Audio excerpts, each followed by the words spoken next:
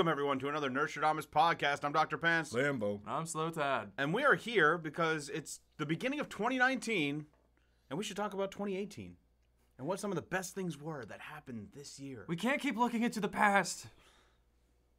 But we've realized that none of us can actually look into the future if you've looked at any of our predictions. What was the last But that's one? the fun part. It's what kind of weird crap we come up with that actually comes true is the fun part. Actually, the last predictions were our top games of 2019. Oh. Like when we actually made predictions then too. Fair enough. Mm-hmm. I look forward to the punishments. Mm-hmm.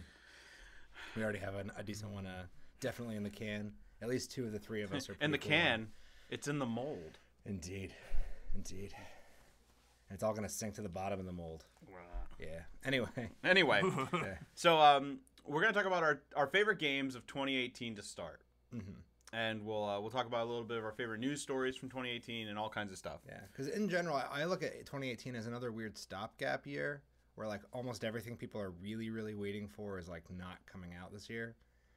And then like 2019 might be the year everything we want comes out. Well, at the same time, like if you look at 2018, we did get a lot of things people were waiting for, like Red Dead Redemption 2. Yeah. Oh, Spider-Man. Spider-Man, God of War. Like a lot of people were really excited for that. Do you remember how many years we saw trailers for like Spider-Man on PS4? Yeah, and God of War. And God of War, you're right. That was many years ago as well. Yeah. Oh, yeah. They both premiered the same year, didn't they? Yeah. Mm-hmm. But on that note, let's talk about our top 5. What's at number 5, Pants? Number 5 is Fallout 76. Crickets. Hold on. Yeah. Hold on. Bear with us a second. Number 1. It's hard to come up with a top 5 list when we've said it on the channel before. We don't have a whole lot of time to play everything. I don't have a lot of time to play anything. This is true. Slotad making his list was just Yeah. not 3 what were his favorite games. It was What looked nice? What looked nice and what did I play? I think when we like kind of compare what we have actually like played, all of us together have played almost everything good. It's just when it comes down to it, like do we actually have a shared common like appreciation for all of the things? Right. And the reason we put 76 on this list, Punk has played it. He's not with us today. Rest his soul. He'll be back sometime. Yeah. But Fallout 76, in all its glitchiness and all its lack of human NPCs and anything else that people have complained about, you know what Fallout 76 was? Fun. It was fun. I would not know. So you didn't play it at all? No. Did you play any Fallout games? No. I've not played a single Fallout game. You've never played a single Fallout game? I don't think I've played a single Bethesda game. Wait, you've never played like Skyrim or Oblivion or anything? I played the first 10 minutes of Oblivion, and that was it. Yeah, that's all I could get through. In all fairness, yeah. Yeah. Wow, you should really play one of the like the current generation of Fallouts that are out there, like 3, New Vegas 4, like any of those. Well, would you still call that current generation? Because they were. I'm referring into how the games play, because if you go before 3, they're not first person. They play differently. Sorry, that's what I meant. Okay, I got you. But I think you should play those because they are a lot of fun. But Maybe I will. Everyone I know has it, so I don't have to buy it. it's true. Yeah. There has been a lot of like controversy about it. Like people right now are like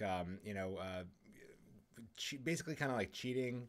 They're copying weapons and actually selling them for real money out in the real world on like eBay and stuff like that. I didn't hear about that. Yeah. The only news I heard was the potential lawsuits for the PC version. Oh yeah. Oh my god. That was fun. Yeah. And there's that, and then of course the canvas bag. Yeah. That's a whole nother thing. And just this past week, they actually released Fallout 1, 2, and whatever the Tactics one is. It's called Fallout Tactics, isn't it? They released those and gave them to everybody who ever bought a copy of Fallout 76. Oh, just for free? Yeah. Cool. Wait, on PC? On PC. Oh, I know, man. Right? How cool Wait, would it why am I be? complaining? I own them. Yeah, I know. Here too. Yeah. Yeah, but you get another copy that you can play on PS4. I don't know. Yeah. But we digress. Why is it number 5 on our list? Because all in all, it is a fun experience. Oh yeah. I've played it probably the most out of anyone here. And I have played a lot of it alone. I've had a blast just wandering the wasteland, doing random missions, running into other people, and I haven't been griefed at all. Like, anytime I've run into another person, it's a wave, a thumbs up, or in their mic, they're like, hello, how's it going? Hello. No, it's mainly because they're on their way to like sell some like hapless noob a $20 rocket launcher. Yeah. Maybe that. Only one time did I actually take down a bounty. It popped up on my map. He was close by.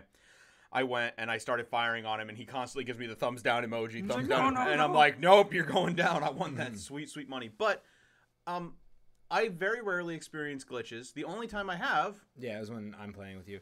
I've experienced a ton being like on your server or like in your game. Yeah. And it's mostly when in situations where we've like gone into something. Yeah. It's not really like something where we're just like on the overworld and like running around doing. No, it's in a cave. It's in a building. It's in some kind of dungeon. Yeah. And it was just bad. My favorite one to date is still like we were trying to go through like this train tunnel. Yeah. And you were in there. I had died and I respawned and I was going back in. When I came back in, it was one of the Scorched, which are like the main like grunt enemies. Gotcha. It came at me T-posing, no clothes, no head, and was somehow firing a gun. And it floated at me. It didn't run. It just floated towards me. T-post for dominance. It was pretty amazing. That's pretty awful. Wow. Yeah. But I sank a lot of time into it, and I've had a lot of fun. It's cool that the game has its own character. It's not obvious at first because it's very MMO-ish, I think, right at first. It's fetch quest after fetch quest. And then I think once you go off the beaten path and see some things for yourself, the game actually has a really rich like backstory, as much as people don't want to like, say or admit or, feel like. That's the other thing I have with this. People complain there's a lack of story, but if you take the time and you actually read like some of the terminals and everything in there, like a lot of the missions have some really cool story. There was one we played, it was about a missing child. That story was amazing. Yeah, and I still got to figure out this Mothman situation. Oh, yeah. We got to get in the basement. Yeah, so. It's like Attack on Titan. Yeah, Will we ever actually get in the basement? The first moment I even realized, like, Mothman was, like, a thing in the game. Oh, yeah, you were like, we got to go. We're going to Point Pleasant. No. We got to go to the Mothman Museum. And then we couldn't get in the basement. No. Lame. But that's okay. But if you're still with us, thank you. Thank you for hearing us out. Yeah, I mean, it definitely deserves all of its criticism. And it's not really like a lot of the earlier ones. But if you enjoyed the combat, if you enjoyed the exploration, and you have some friends who also enjoy it, it's a good game. It is. It's a blast. I had a lot of fun, and that's really what we're going on here. Not necessarily like critical acclaim, but did we enjoy it? And we did. Yeah. We still are. Time for number 4. Do it. Another game I haven't played. Technically, it's 8 games. The Mega Man X Legacy Collection. Was it any surprise this was going to be on a list for anything that involved Lambo and myself? You guys need to do a rematch of your race. Yeah, that game or another. I feel like I could practice enough in 4 that we could go against each other. No, but it would take me a little bit of time. I would destroy you. It's on. You would need to at this point. That X race was it was hard. But Mega Man X, one of our childhood favorite games and one of our childhood favorite series. I don't think either of us has played through the entire series because I think both of us have never played through 8. Yeah, I haven't finished 8. Yeah, that could be the race. 8's hard. It's also probably going to be long. Yeah, because 8's grindy. That could be the stream. Maybe. We did stream it. If we hate ourselves. Did you stream X8? When not all of it, but when the Legacy came out. Yeah, we played a little bit of it, and it's really grindy. Yeah, I think we like privated the video immediately afterwards because we died so much. Yeah. We're like, this is not good content. No. Yeah. But in all fairness, the X games are some of the best action platformers of the Super Nintendo and PlayStation era. Mega Man X1, X2, and X4 are some of the best games I've ever played. I'm sure you'd agree, Lambo. Oh, yeah. Yeah. And, I mean, it's nice that they split the collection up so you can get either just the really, really good ones of X1 through 4. Or the real garbage of 5 through 8.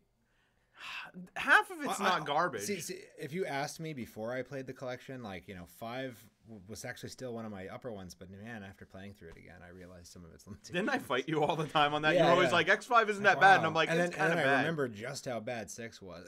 For some reason, I had these goggles I must have had on when I was a kid. Hate blockers. Yeah, and wow, So really, number 4 should just be the Mega Man X Collection Part 1. Yeah, Part 1. Yeah. No, but it's nice having the whole thing either way. It is. It's a piece of gaming history, and here's hoping that by releasing Mega Man 11 and all this other stuff that's coming out, maybe it'll come back.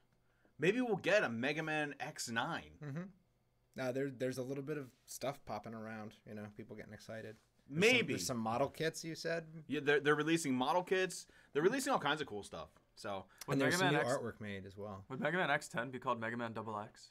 That would be awesome. I would hope for that. Yes. X to the X. Is that a thing? In the year 20XX. Actually, 20XX is when Mega Man takes place. No, Mega Man takes place in the year 2000X. Mega Man X takes place in the year 21X.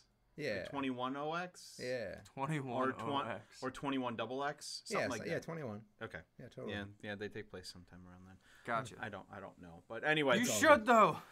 I don't pay attention to those games for the plot necessarily. You must know the lore. Sorry. But the X Legacy collection's definitely worth a play, especially if you're into the retro stuff. I think it's totally worth it. Number 3, Spider-Man on the PS4. Spider-Man. I'm not pointing at you. You're pointing at me. I'm not pointing at you. You're pointing at me. So this was mainly you and Punk who played this one. I know, and Punk's not here. And we actually talked about it for like 20 minutes on one podcast already this year. Like around the time it came out. And I'll just say this. It's a fun, just pure joy experience of an open world game. If you like superheroes, if you like just fun action games, if you're a Spider-Man fan, you have to play it. Oh, and just throw it out there, it's probably Dad's favorite game of the year as well. Yeah. Oh yeah, I'm sorry, I forgot about Dad. Yeah, Dad got a PS4 and has been playing Spider-Man since then. So, I mean, that says enough right there, because he was actually against the PS4 for a long time. He was the one who always complained that it was blah blah blah PS4. But Spider-Man's great. So many different costumes, so many throwback to all the different series. It is its own continuity. And I've said it before, I'll say it again. I love being a turtle. I love being a turtle. Sorry. No, it's okay. When you say the first half of like a quote, it's like in my... I said it before and I'll say it again. So are you like a prequel memer, but with Ninja Turtles? I must be, yeah. I mean, if you said anything like, hello there, I'd immediately... we'd have a problem. Sorry. Anyway, Spider-Man has an amazing, spectacular, friendly neighborhood story. One of my favorite depictions of Dr. Octopus since Spider-Man 2 in the Raimi trilogy. It was really, really good. I teared up at the end. The story's really, really great. All the different costumes are awesome. All the different powers are awesome. There's unlockables, there's collectibles, but it's not too crazy. Like, all the collectibles are totally obtainable. You can take the time to do it. They released a lot of cool DLC. They've supported it with extra suits even afterwards. It's a fun game. And you know what? It's not multiplayer. There is no multiplayer component. It's just you. You don't have a guy in the chair. You don't have a guy in the multiplayer. Yeah. There's no one in your earpiece like talking to you the whole time. And the only thing I could knock it for, and the only reason it's probably not like a number 1 status for me, is the one Mary Jane mission, which drove me insane. There you go. And if you've played the game, you know which one I'm talking about. Dramatic pause. So let's move on to number 2, which was God of War. Surprise. Yeah, it's not really a list if you don't say God of War at this point. You go to anyone's list, it's probably there. I mean, I've played a lot of the other big temple games. Red Dead. I played, Super Mario Party? Yeah, that. Yeah. Mario Tennis Aces. Oh, God, that came out this year, too. It did. We played. We didn't even talk about it, I guess. Whatever. But God of War was just immense. Bigger than any other God of War game. Actually had like kind of this cool open world, setup to it. And it was not like an overwhelming open world at all. It had a nice little hub area. You can go to different Heims, all the different worlds in the Norse mythology. Nibelheim, Jotunheim. Yeah, just keep talking. Just keep saying Guggenheim. Yeah. Wait, was Nibelheim one of them? I'm sure. Because that's the town from 7. Oh, maybe. Yeah. From Final Fantasy 7. Look. Now you're asking me weird questions. And I'm gonna, Did it burn down in the end? I'm going to say yes to something that I don't mean to. All the the story was awesome, and it kind of really kicked off into the next one. There's going to be some epic stuff going on with Thor's son, or no, it's not Thor's son, Kratos' son. Oh my God. Boy. Yeah, I thought of another thing. Boy. I'm not spoiling it to say Thor shows up at the end of the game. What? Like the Thor. The Thor. The Thor. Like the one from Infinity War? Yeah, sure. And Thanos shows up and Kratos is like, boy. Total world building. So I did play a little bit of this. Yeah. I came over to your place and tried it out, and I've played the other God of Wars. I've played God of War 1, I've played God of War 3, I played the PSP one. Like, I tried them out, and they never gripped me. Yeah. Mostly because the combat was super button mashy. It never felt really arcadey and stuff. Really, that Bayonetta? It did. When I played God of War, it didn't feel like there was as much strategy to it, and it was, I don't know.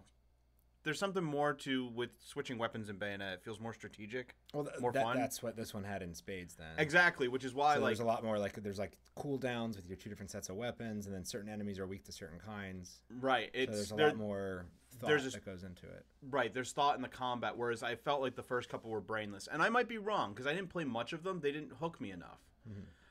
But I liked playing this one. I liked the combat a lot. And it's a beautiful looking game. Yeah.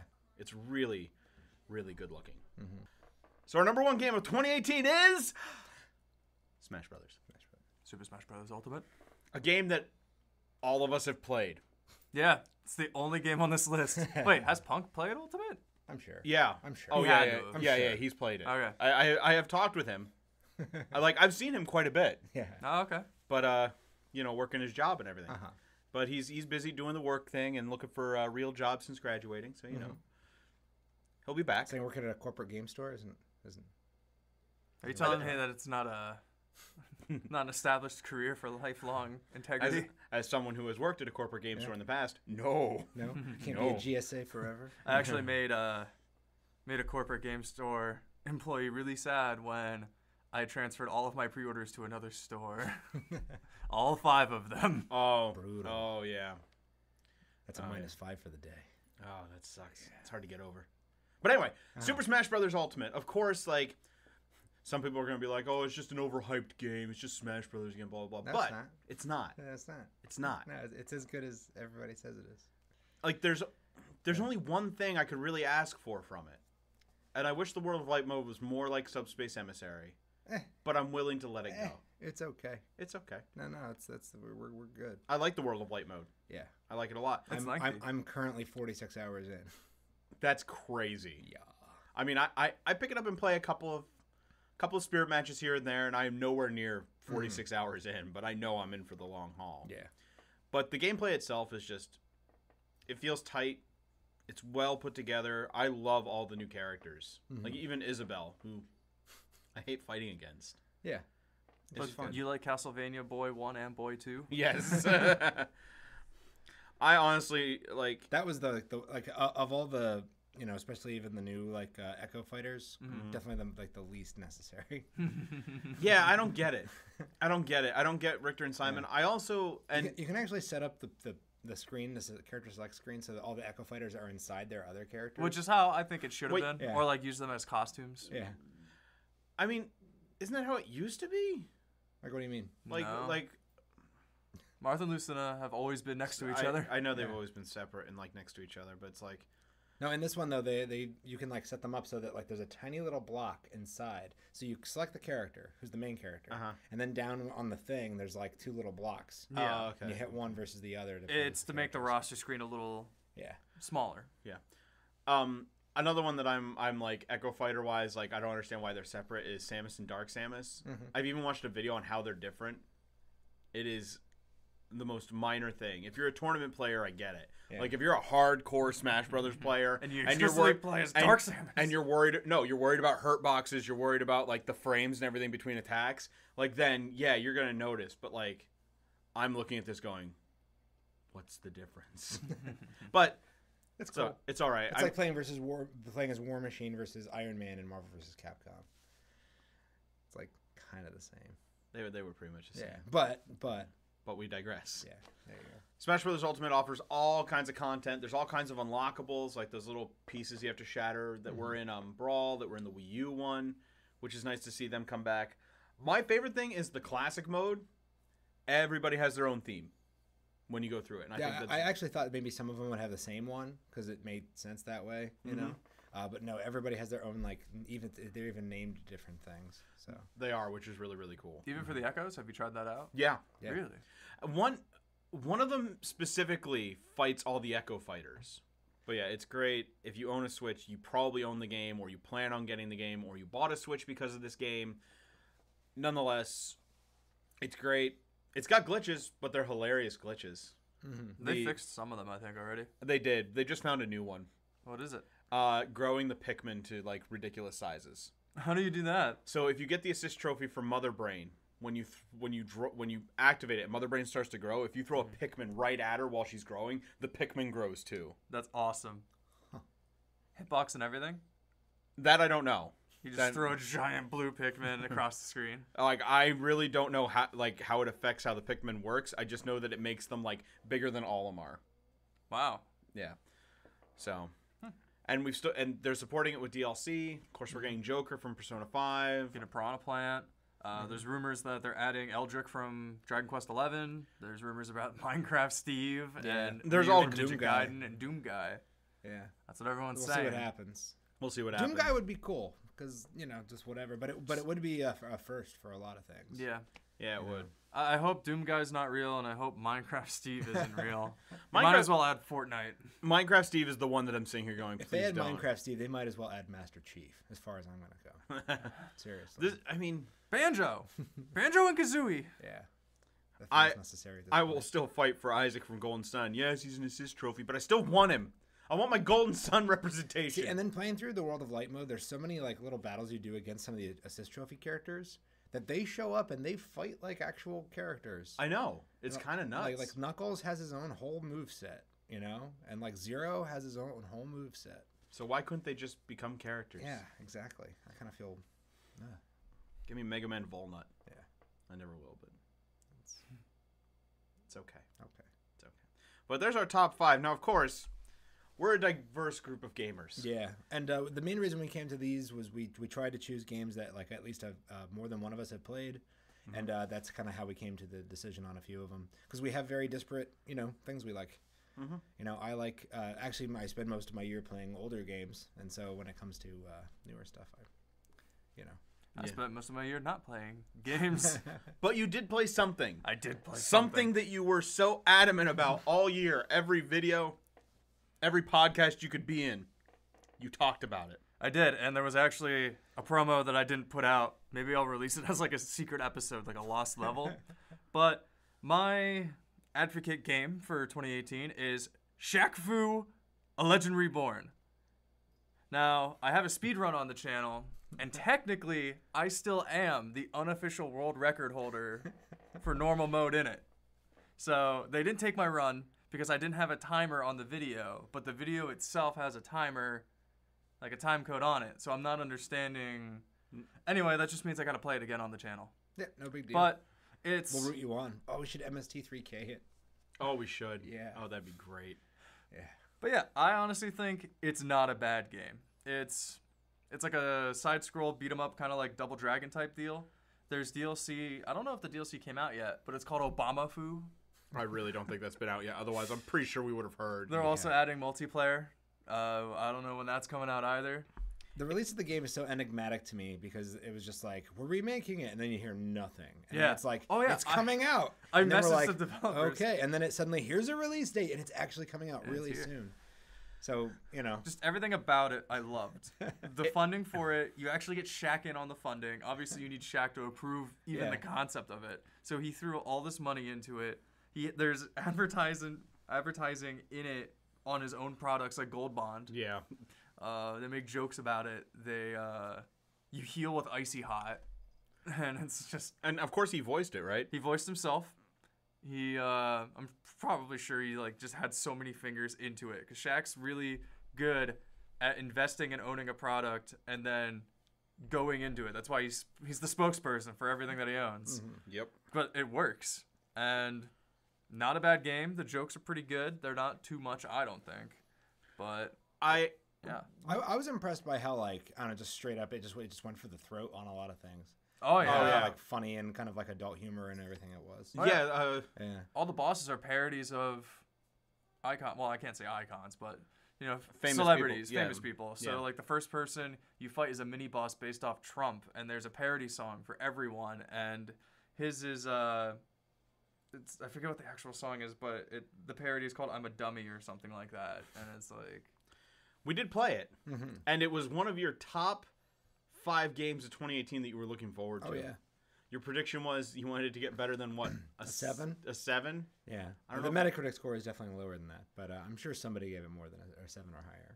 Well, I'm pretty sure if we had reviewed it, we would have given it more than a 7 out of 10. Because that's what we do. Yeah. But it was a fun game. And Super fun. I'll tell you what, I would like the game more if they did add multiplayer. Yeah, they want. I think the second player would be like the little Asian guy, the mentor. That'd be awesome. That's fine. Yeah. Lambo, if you could advocate for one other game that wasn't our top 5. I'll advocate for Celeste. I did spend a lot of my year playing a lot of the tentpole indie games. I played Hollow Knight. I played Super Meat Boy that got re-released on the Nintendo Switch. Super Meat Boy, so much fun. Yeah. I played Crossing Souls, but the one that was actually probably the best, that I enjoyed the most, and gameplay-wise especially, was Celeste. There's so much content in the game in terms of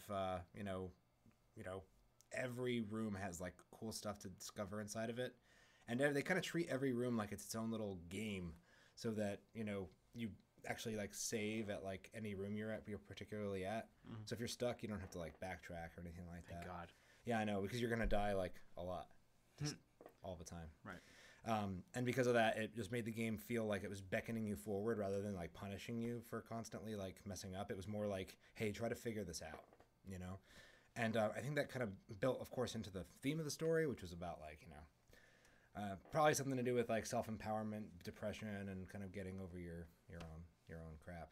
But it was an amazing game. A lot of people like really like went, oh, story. It had the most amazing story of the year. Story was really cool, and it like had a deeper meaning, I guess. But whatever. Gameplay was I didn't even know it had one until people started raving about it. Yeah. Same here. 2 weeks after the game came out. Yeah, I looked at it and I'm like, oh, it's a really cool like arcadey platformer game, and then it's like, and that's really mainly what it is. Yeah, and there's only 1 or 2 spots in the game where the story kind of like really, like I'm gonna say, quote unquote, interrupts the gameplay. But other than that, it's just really cool, and the end game is amazing. Where you really kind of like tests everything that you had to like learn throughout the game. That's a good game then. Yeah, that's how it should go. Yeah, cool. I really want to play it at some point. Celeste. Yeah, it was on sale like at the end of the year for all their end of year sales. I bought other stuff instead. It's all good. Eventually, I'll get there. But it was better than Hollow Knight too. That's a bold claim. Yeah, Hollow Knight was okay. A lot of people are all about them Hollow Knights. Yeah, it was okay. Yeah, I didn't play it yet. Actually, I didn't play it because of his reaction to it. Yeah, no, it was okay. It's just it's not my kind of Metroidvania. Yeah, it was it punished you for trying, where Celeste really didn't. Okay. Yeah.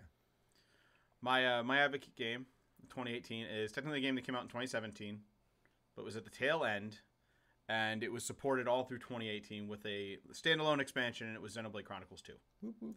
Technically Torn of the Golden Country then. But Xenoblade Chronicles 2 was my number 5 game of last year, but I hadn't finished it. I just really liked it. But as 2018 went on, I bought the expansion pass because I fell in love with the game so much. I did beat it this year, and the expansion pass added so much to that game that just made it amazing. Torn of the Golden Country is a standalone, like 20-hour adventure at least, unless you do all the side stuff. Wow. And as it turns out, we talked about this before and said, oh, Torn is a standalone, you don't need it for the game. Turns out what Torn of the Golden Country was supposed to be Chapter 7 of the main game. So imagine inserting that extra 20 hours into there. It was supposed to be like a flashback chapter. They do reference like the Golden Country like throughout the game, and you don't really need it, but it does add context to it. But other things I loved is they added this cool like arena section of the game where you can go and take on these different challenges where they gave you waves of enemies, and doing that was a way to unlock Shulk and Fiora as blades from Xenoblade Chronicles 1. You could unlock Elma from Xenoblade Chronicles X. There were all kinds of costumes to unlock. They added in Telos from Xenosaga. It was just all kinds of fan service throughout the year. They added the Poppy Buster blade, which was basically a Gurren Lagann mech. That's awesome. Which was amazing.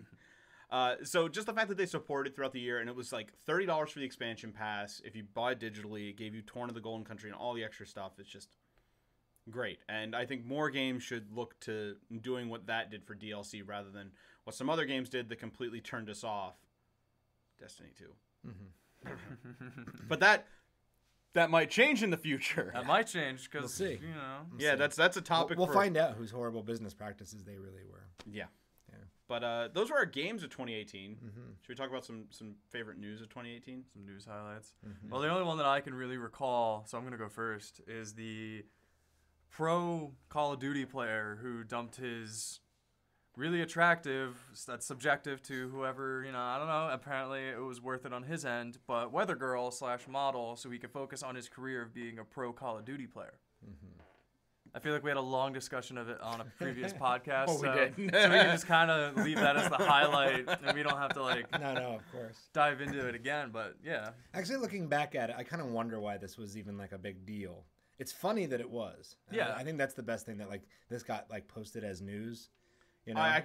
Someone's relationship problems. Yeah. Well, I could tell you why it was news. It's because everybody still views gamers as these basement troll neckbeards who can't get girlfriends at all, and this guy left an attractive girl to be a gamer. So it kind of it stigmatizes gamers a little bit. So that's why they threw it in the news, because it was this, I don't know. Look at the absurdity. Look at the absurdity. Gaming's not a career.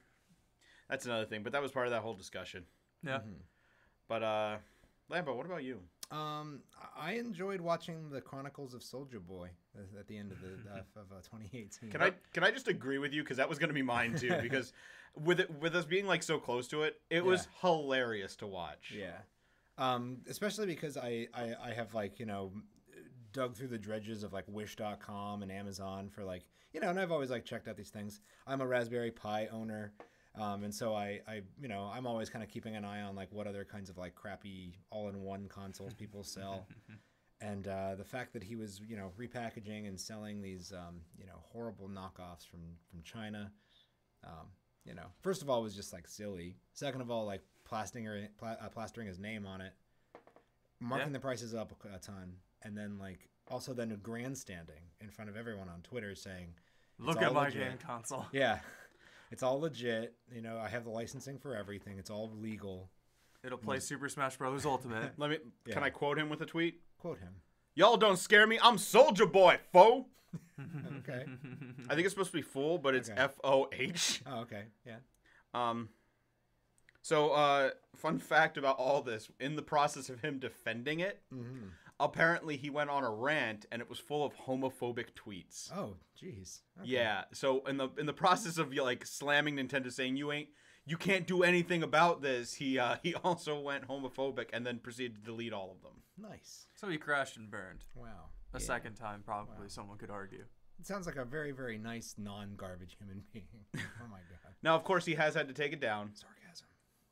Yeah. He said he had to lawyer up, or whatever it was. He said he came out with a tweet and said, "I had to lawyer up. I had no choice." Blah blah blah.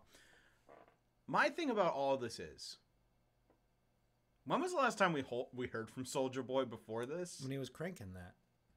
How long ago was that? 2007. So in 11 years, he did that, and then he tried to sell Chinese knockoff consoles, and tried to get into a war with Nintendo. Which, by the way, copyright war with Nintendo, everybody knows You're gonna lose. you're gonna lose. But he's just a boy with a dream. That was his tweet when someone bought the first console. He goes, "Thanks, I'm just a kid with a dream." He's not a kid anymore if it's been 11 years since cranking it. Or whatever it was. Crank that. Crank that, sorry. Listen. It's cool. Whatever. I'm just looking forward to Cisco putting out the Thong Song Game Boy or whatever next year. We need some other somewhat irrelevant hip hop star from the Coolio. 90s. Oh, Coolio. Oh my God. What could he do? Coolio's not relevant anymore? Oh no. I don't think so. God, not since 1996. Oh. Yeah. I mean, we're talking a long time on Super that one. Coolio Brothers. Yeah. I would play that. I'd play that too. I'd play that. It probably exists. It's probably better than Anger Bird. Oh my goodness. But in the end, I kind of agree with you, Lambo, that 2018 was kind of a stopgap year. We didn't get a whole lot of big games we were waiting for, like Spider-Man, God of War, Red Dead, but But I feel like there's a lot of things that we've just been sort of waiting for. We've been waiting for Cyberpunk. Kingdom Hearts is coming out this year. Days Gone, I don't even know, like whatever. That's supposed to be in February. Right? Yeah, maybe, lots coming out in February. Maybe Last of Us at some point this year. Probably Last of Us 2. I mean, we're getting Sekiro, which is that like Bloodborne. That has a really good pre-order bonus, by the way. What is it? You get a letter opener that looks like a katana for free just by pre-ordering the base game. Just don't take it on a plane. The last time that happened, yeah, they've done letter openers before, and the last one I remember, Heavenly Sword on the PS3. Oh, jeez. You remember that? That was a launch I title. remember the name. It was not a launch title. Oh, wasn't it? It was supposed to be, and it didn't happen. Oh, okay. Yeah.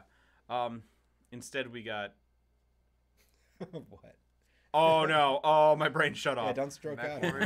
No, it was some samurai game that was a sequel to a PS2 game. Onimusha. It wasn't Onimusha. It was the other one. The other one. The other Musha. The others. It'll hit me after we're done recording. But anyway, no, there's a lot of really, really cool stuff.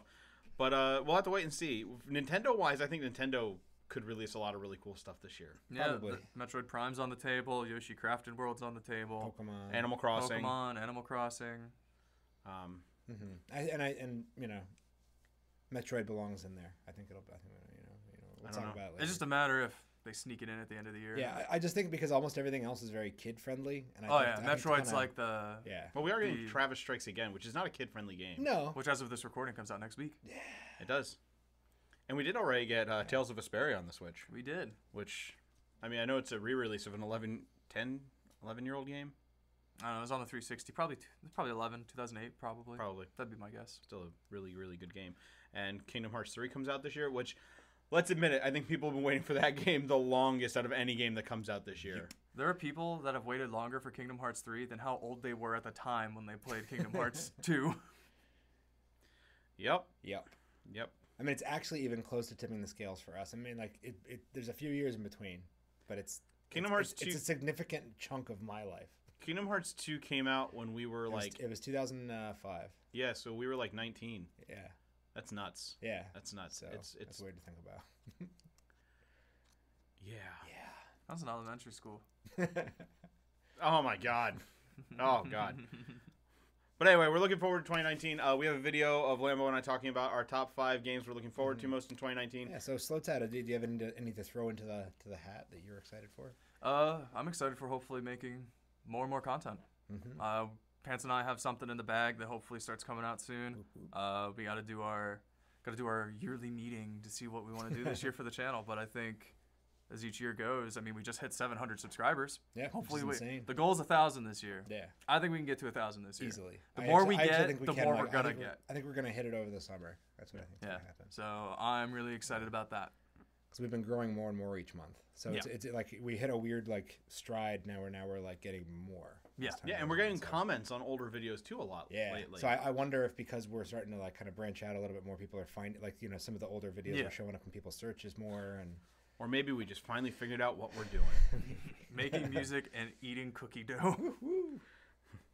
Yeah, because those are the 2 Yule log videos that did really well. Mine's like crap, and you guys did really, really well.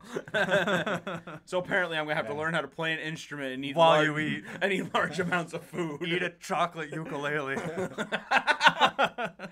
That's the Yule log video for next year. It's playing a chocolate ukulele and just slowly. You gotta call it a uke log. That just sounds amazing. Dirty.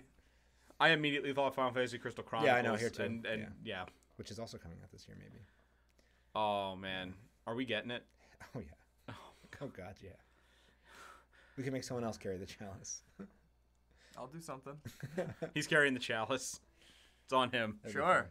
I beat the water temple. How bad could this be? You beat the boss of the water temple. That's the same thing. Which was part of... We couldn't. No, but between the 3 of us. I did what no nerd could. That's because I lost the will to live. Yeah. But we're rambling, so let's finish it up. Thanks to everybody for listening. We hope you had a great 2018. Let us know in the comments, like, what did you play? What were some of your favorite games? How much did you hate Fallout 76? And why you're going to stop listening to us because we put it on the list. What would you like to see from us? Yeah, because we're in the beginning of season 4. Season 4 Nerdstrodamus. Yeah, we're really getting into the whole streaming thing now, at least once a week. Yep. So Which, I'll say again, and I'll say it every time now to kind of bury it in people's brains. We typically stream on Fridays, starting somewhere between like 6 and 8. Yeah. Follow us on Facebook, follow us on Twitter, follow us on Instagram, because we'll be posting on Friday there when we'll be on. Mm-hmm. We are on Twitch. We're on YouTube as far as streaming goes, so catch us there. Mm-hmm. We might throw Mixer into the mix just for fun. Yeah, it'd be Microsoft. It'll be cool to turn on my Xbox and just see us up there. It'll be fun. That's how you know you made it. Yeah. If you're on a Microsoft system, you've made it.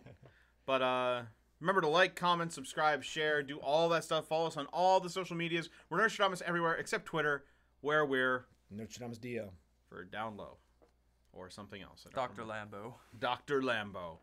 But thanks everybody for listening. Remember to smash that like button. And for Nerdstrodamus, I'm Dr. Pants. Lambo. Slotad. We'll catch you next time. Pew, pew, pew. Hey everyone, thanks for watching. If you liked what you see, click subscribe. Also, check the links below for our Twitter, our blog, and our Facebook page. Check back often. We'll be posting new videos weekly.